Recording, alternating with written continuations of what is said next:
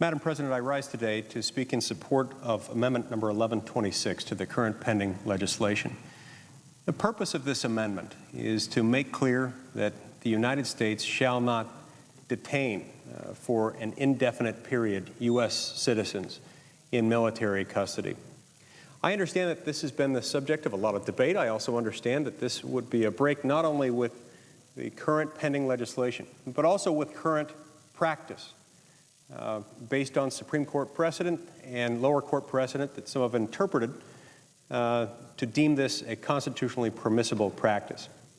It's often been suggested by several of my colleagues that it is the province of the Supreme Court to interpret the Constitution, and that statement is absolutely correct as far as it goes.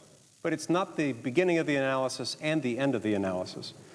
We as U.S. Senators independently have an obligation, consistent with and required by our oath to the Constitution, which I took just a few months ago, just a few feet from where I stand now, to uphold the Constitution of the United States.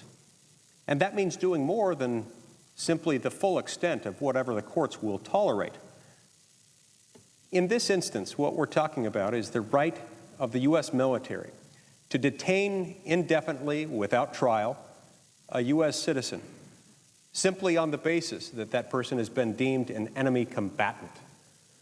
Now, there is a real slippery slope problem here, and it's the very kind of slippery slope problem for which we have protections like the Fifth Amendment and the Sixth Amendment.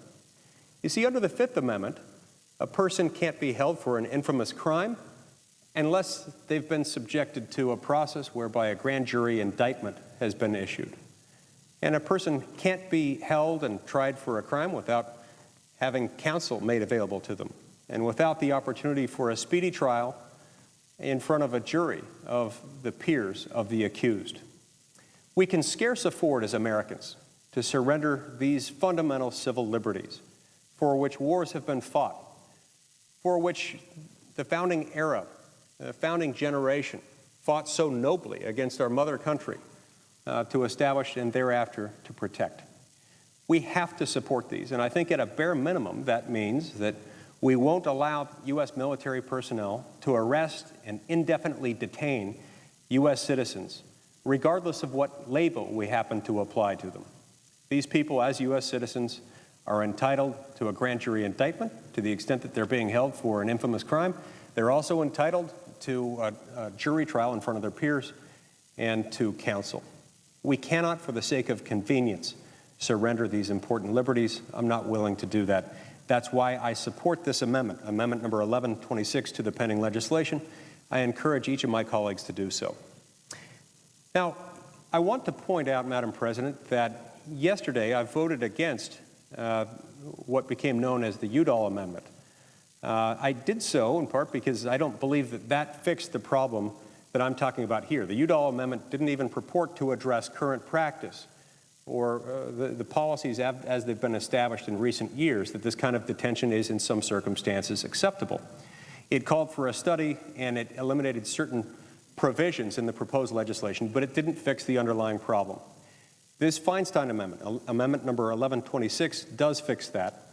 That's why I support it.